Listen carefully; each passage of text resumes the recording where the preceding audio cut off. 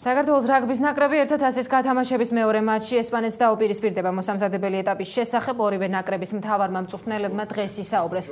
ესპანურ გუნდთან საქართველოს დაპირისპირება ყოველთვის დაძაბულ და საინტერესო შეხვედრის წინაპირობა ამავე სელიან დაგეგმილი მატჩის გამწვრთნელები და მოთამაშეები. პირველ ტურში კი ქართველმა ბორჯღალოსნებმა უკრაინას 62-3 სძლიეს.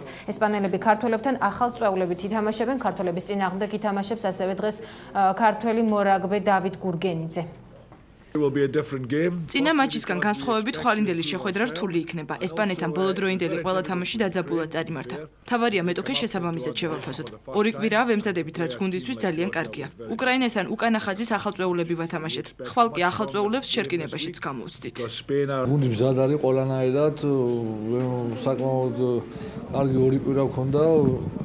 ვიმუშავეთ, გვაქვს მწვრთნელების დავალება.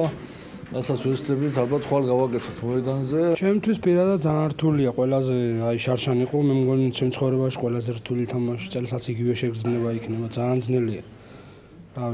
ვერ აღწერა მაგას ადამიანმა, მაგრამ სპორტია და როცა მოედანზე ხარ ვეღარცნობ, შენი გუნდი იცი მარტო.